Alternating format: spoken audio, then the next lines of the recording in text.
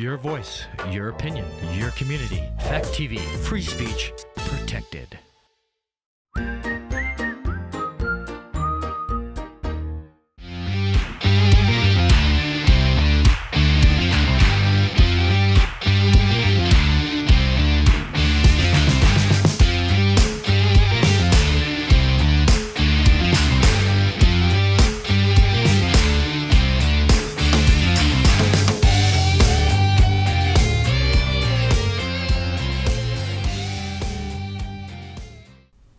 Hello, my name is Ryan Bourke. I have Mike Salce on the show today, and we're going to talk about how do you get started being a teacher at the high school? How do you get started in Special Olympics? I mean, Or how did I get started at Keene High School? how do you get started at Keene High School?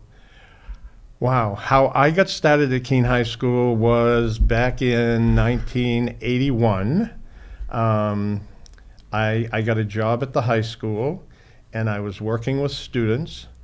And then in 1982, my first degree was in plant science back in the early 70s, and then had a business in Keene, and then I went back to school and got a degree in special education.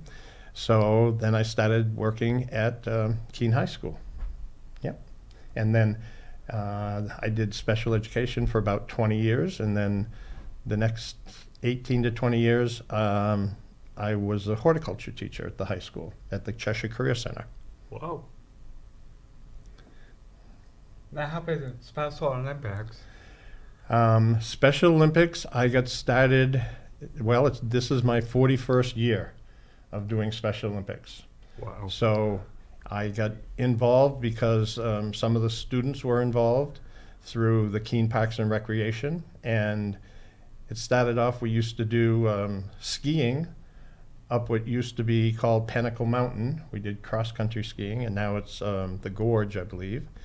And from there, we started getting into summer games, and I became more and more involved over the years with Special Olympics. And that was fun. I enjoyed it. You used to enjoy it. I wish you'd come back and do a couple things. Maybe next year or something, or I might come back. Oh, well, you don't have to put it off a year, you know. So for the last 2 years, we've been really doing individual type things, athletes at home, and we're able to get together just a little bit because of the COVID pandemic and because we want to be safe with everyone. But this year we're coming back.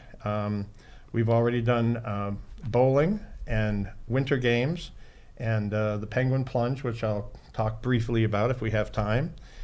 And right now we are in the middle of basketball, or towards the end of our basketball season. Excuse me. And we have a state tournament coming up in 2 weeks. And then we'll go right into track and field and bocce, which I think you'd be really good at because you like bowling. And then from there, we'll go into softball in the fall. So around July, we'll start softball. And then we'll get right back into from there, bowling again. So it's a year-round thing. There's no off-season in Special Olympics. Nope. No. What else would you like to know? Would you like to know something about how Special Olympics got started? Yeah. Okay, sure. So back in the 1950s, 60s, Eunice Kennedy Shriver, excuse me, who had a sister, Rosemary, and she noticed that people, both children and adults with intellectual disabilities, had difficulty recreating like normal people, and also how people with intellectual disabilities were looked at in general. So she started a summer camp at her home, and over the 60s got more and more involved and more people involved. And then in 1968, was the first international games, and that was held in Chicago. And there were 6 people from New Hampshire that went, 6 athletes from what used to be called the Laconia State School up in Laconia. And the next year after that, a lady named Jean Tufts from Exeter, she held the first state games here in the state of New Hampshire at Phillips Exeter. And the Tufts children, who are my age now, are still involved with Special Olympics. So that was in 1970. And then in 1972, they had summer games at Plymouth State College, and in 1973, they had the state games at Keene State College. So yeah, they had it right here in town. So it's gone, and then they went to Gill Stadium. But right now, the summer games are in at the University of New Hampshire, and that's a 2-day event. Yep. And so over the years, Special Olympics developed, and then more and more states became involved, and now there are thousands of people that are involved with Special Olympics. Statewide, we have about 3,000 or so athletes that participate. They don't participate in every sport. Some people enjoy track and field. Some people enjoy skiing or bowling or whatever. So we do those different sports year-round. And so locally, we have around 60 athletes that participate. As I said, right now we're practicing and getting ready for the basketball tournament. And then as soon as basketball is done, we'll start on our track and field and bocce practice. So when Eunice Kennedy Shriver was developing Special Olympics, and over the years they came up with a mission statement, all right? And I've memorized it. I should know it by now, right? But, all right? And it says, the mission of Special Olympics New Hampshire is to provide year-round sports and training and athletic competition in a variety of Olympic-type sports for children and adults with intellectual disabilities, giving them continuing opportunities to develop physical fitness, demonstrate courage, experience joy and participation in a sharing of gifts, skills, and friendships with their families and other Special Olympic athletes and the community. So we try to concentrate more on our athletes, what they can do, than rather what they can't do. So if you can't run a race, maybe you could walk it, all right? Or if you have difficulty doing shot put, maybe you could throw a softball, all right? Or if you're bowling and your balls always go in the gutter, then they have what are called, I think, gutter protectors, so the ball doesn't go in the gutter, all right? Skiing, we do snowshoeing, cross-country skiing, and downhill skiing. So there are all kinds of opportunities for athletes to get involved with Special Olympics. So it's a recreational and sport-type activity. Okay. So for many people who may not know, Ryan has a sister, but he also has a brother, Jay. And Jay used to be very involved with Special Olympics. Jay got to go to national games and an international games. And he was a power lifter at the time. I'm not sure how much weight he could carry right now, but let's see, we got to meet Arnold Schwarzenegger once, and a lot of professional wrestlers, and being at the different games. That's my favorite actor. Yeah? Arnold, Really? Okay. So Special Olympics provides those opportunities also. The next Special Olympic Games are coming up in a year, the international, and that's going to be in Berlin, Germany. And then the next national games, which will be in 3 years now, are going to be held in Minneapolis, St. Paul, Minnesota at the University of Minnesota, and other places. So maybe I'll get to go to those, who knows. I was able to, this last year, I was one of the track and field coaches. So for the national games, we went down to Orlando, Florida, and we had a whole track team, and we went down to the Disney complex down there, and the track and field competition was at the ESPN Sports Complex. With, if you ever get a chance to go, especially if you're interested in sport, but even not, they must have spent $1 billion on that place. It's just a fantastic place. There are playing fields. There's what I would call a semi-professional baseball stadium. I mean, it's a really big stadium. They have soccer fields, football fields, a really nice track and field area, a number of basketball and stadium complexes down there.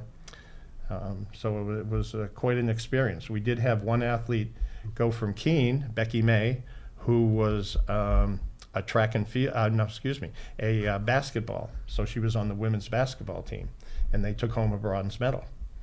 So that was a terrific experience for her. So there are those opportunities also for athletes, but we really concentrate on the at the local level and also the state level to go to these competitions. Special Olympics is unique in that there's what's called a leveling system. So again, as I mentioned, if you're an athlete and you want to participate in track and field, but you're really not a good runner, then you might be a walker, all right? Or if you really want to run, but you're not as fast as the fastest athlete.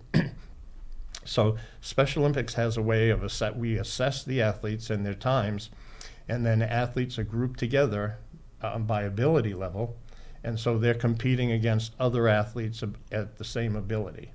So if you were able to run a 50-meter race, Ryan, in 11.9 seconds, all right, but another athlete was able to run a 50-meter race in 32 seconds, then you two wouldn't be in the same division. You'd be in a different division. Oh, yeah. So you'd be competing against the really fast runners, and the other athlete would be against the little slower runner. But they're all really close. So that way you're competing against somebody else that is of equal ability as you, right? That's me, yeah. So I think for athletes that don't want to be, especially with track and field or summer, get a little recreation, you could come out and do bocce, which is basically lawn bowling.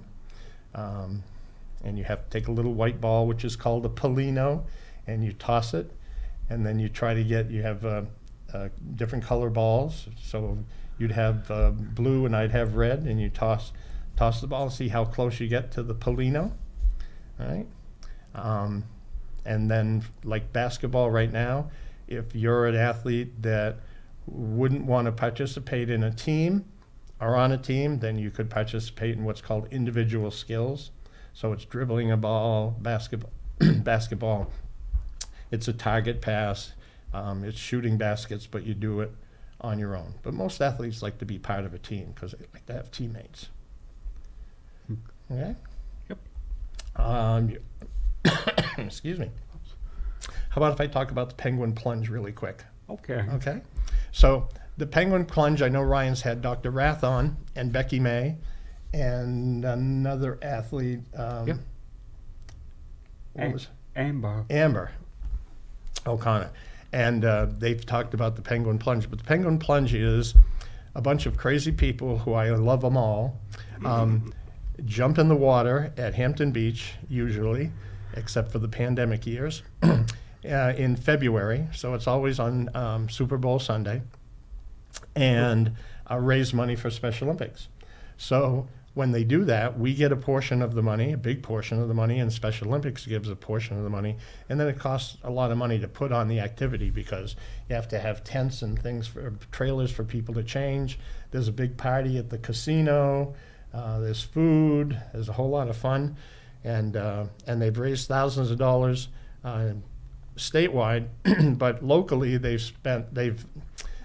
spent some of the money, but they've raised thousands of dollars. So Dr. Rath got involved, I think it's 20 years maybe 21 years ago, and Becky's been involved, and a number of athletes and a number of other people from the community have been involved for a long time. And it's been terrific because, as anyone knows who's had to do fundraising for Little League or any of those sports type activities. I remember when my children were in Little League or other sports, and you're selling candy bars or popcorn or whatever, Christmas paper, and you're selling something for $1 or whatever, you get 50 cents back. And it's really hard to get a fair amount of money when you only get 50 cents back on each. So the Penguin Plunges really helped. And then the money goes into our account through Keene Parks and Recreation, which is a huge contributor and help for our gym space, for any number of things, for equipment. Andy Bohannon and Bree at the Keene Parks and Rec, Brian Manson and Matson and Bobby Wilbur before them, and Dave Kyle. They have been big supporters of Special Olympics. So our money goes into those accounts through Special Olympics, and then we're able to provide transportation, room and board for any of our overnights. Basketball, there are fees for the athletes to go there because they have to pay for officials and the places. So our annual budget is in the $8,000 or so range. So that's every year we have to raise that amount to keep us going, to be able to provide the opportunities for our athletes here in the local area. So the Penguin Plunges are really big. And then another fundraiser we have, but it's a local one, is every fall we do what's called the Pisgah Mountain or Pisgah Park race, which is up in Pisgah Park, which is a state park in the Hinsdale, Chesterfield, Spofford, what other town? Winchester area. And it's trail runners, and there's a fee to be in the race, but the money that they get from that, the profits, are donated to our local Special Olympics. And so that's another fundraiser we have. As far as on the pandemic year, we were really lucky because the Keene Fire Department agreed they have a collapsible tank that they use for whatever events that they have, maybe to get water to fires that don't have hydrants. But so they filled up the tank at Keene High School, and the administration at the high school, through Mike Atkins, who's the athletic director, they set up the tank, which is like 2,000 gallons or something of water, and the athletes and other members of the frozen section, which is our local team, and we also had Monadnock and some Keene High School students, because they have a group at the high school level, and they all jumped in the water there. So we were able to do that for 2 years, and so we were able to continue the plunge without the official plunge. Some people took buckets of water around the state and dumped them over their head. Oh yeah. Instead of jumping in the ocean. Although I did hear, and I saw pictures of people, even though it wasn't a big event like it is now, and we just finished it in February, people who took videos of themselves dumping a big 5-gallon pail of water over their head, standing out in the middle of a snowbank. Maybe you should do that. I did it once. Did you? It was cold. It is cold. While we still have some time, let me talk briefly about unified sports, okay?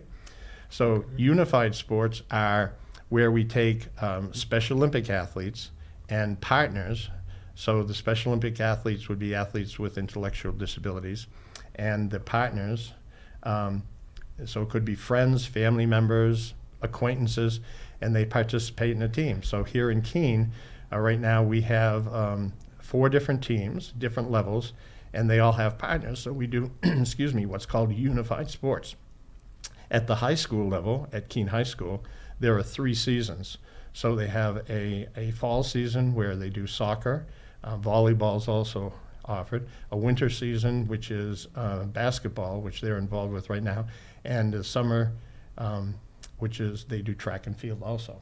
So they're practicing, I think they're still practicing basketball right now, but they'll start their track season very soon. And that's with students with intellectual disabilities along with other students at the high school level, and they get involved in a team setting, and they participate in what's called unified sports. Right? So again, we're still trying to get you interested, and also your brother. But one thing though, Yep. I have no why. Well, that is sometimes a difficult thing. Because my husband and father gets home by 5:30. Yeah. Yeah. Yeah. Sometimes 6. Right, and sometimes it's finding transportation. That does prevent, especially for some athletes that live out of town, because not all of our athletes live like right in Keene. Some live in any of the towns around here. Yep. All right. We've also had athletes come in from Bellas Falls and Brattleboro. So there have been, over the years, a couple athletes when they didn't have programs in those areas, and I'm not familiar right now with what they have for programming in that part of Vermont, but certainly. This where this station comes from. Yeah. Yep. That's correct. It's great to have them back, or have them here, Okay. and have the public access television back. I'm able to watch like city council meetings, and I've watched I've watched some of your shows over the years, but I saw the first one that you did here, and other shows. So it's great to see some local TV. So let me, I'm not sure how much time we have, but before we do have to go, if anyone is interested in the Special Olympics, either as an athlete or as a volunteer, or however you'd like to be involved, you can contact me through the Keene Parks and Recreation Department, or you could go on our Facebook page, which is Team Keene Special Olympics. And my contact information is there. Let me briefly talk about volunteers, if I could, because Special Olympics is all volunteers that help provide these services. We're always looking for volunteers. We have some now for the basketball, but right now I'm going to start looking for volunteers, because at the local level we've got what's called area games, which is a qualifying track meet that's going to happen on May 11th at Alumni Field in Keene, and so we need people to help keep time, to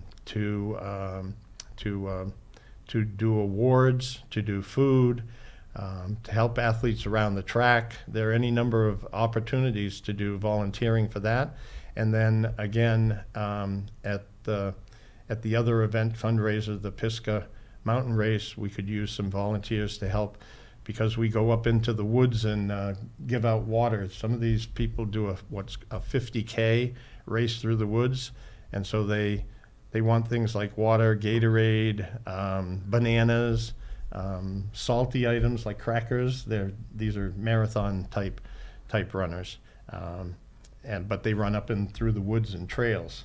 So we can use volunteers for that. Right now at the state level, the basketball tournament is going to happen up in the Plymouth area. So Plymouth High School, Holderness School. I think there's one in Ashland. There's one in Campton. So they're all there, and the state is looking for volunteers. So if you live up in that area, or you'd like to take a drive up there on April 1st, feel free. Come on up and volunteer. There you go. There you go. And that is a wow. Thank you. Thank you. It's a pleasure. Thank you. Oh, we'll do this or this. How about that?